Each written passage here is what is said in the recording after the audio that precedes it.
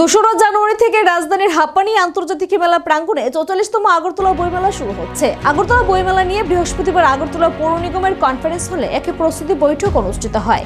বৈঠকে পৌরোহিত্য করেন মেয়র তথা বিধায়ক দীপক মজুমদার। উপস্থিত ছিলেন ত্রিপুরা কেন্দ্রীয় বিশ্ববিদ্যালয়ের প্রাক্তন ভাইস চ্যান্সেলর অধ্যাপক অরুণোদয় সাহা, তথ্য ও সংস্কৃতি দপ্তরের উন্নয়ন কমিটির ভাইস চেয়ারম্যান সুব্রত চক্রবর্তী, অধিকর্তা বিম্বিসার ভট্টাচার্য, ডেপুটি মেয়র মনিকা দাসদত্ত, বিভিন্ন দপ্তরের আধিকারিক এবং পুস্তক প্রকাশনী সংস্থার কর্মকর্তারা। বইমেলাকে সাফল্যমণ্ডিত করে তোলার জন্য বৈঠকে বিস্তারিত আলোচনা করা হয়।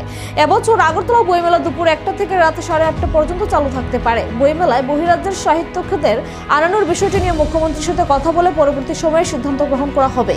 গত বছরের ন্যায় এবছরও বাংলাদেশের কোনো স্টল বইমেলায় থাকছে না। তবে রাজ্য এবং বহিরাজ্যের উল্লেখযোগ্য প্রকাশনী সংস্থার পক্ষ থেকে 167টি আবেদন এখন পর্যন্ত জমা পড়েছে। সেই নিরিখে বলা যায় 44তম আগরতলা বইমেলার পরিসর এবার বৃদ্ধি পাচ্ছে। মেলার থিম নির্ধারণ করা হয়েছে বন্দে মাতরম।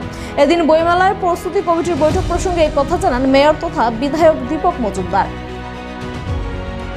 একটা আলোচনা হয়েছে যে 2 তারিখ থেকে যে বইমেলা শুরু হবে তার প্রস্তুতি কতটা হয়েছে। তো আজকের আলোচনা, সার্বিক যে আলোচনা হয়েছে, এটা আমরা খুব সন্তুষ্ট।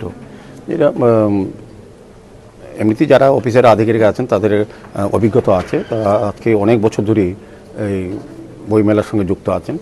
তো আজকের আলোচনা মোটামুটি সন্তোষজনক, সবটাই প্রস্তুতি একদম চূড়ান্ত পর্যায়ে। তারপরে কিছু কিছু জায়গা অনেকে কিছুটা বক্তব্য রেখেছেন, আর একটু বেটার কী করলে করা হবে সেগুলিকে আমরা পরবর্তী সময় আবার সাব কমিটি প্রয়োজনে বসবেন, বসে যে ডিপার্টমেন্টে সেগুলি কথা বলবেন।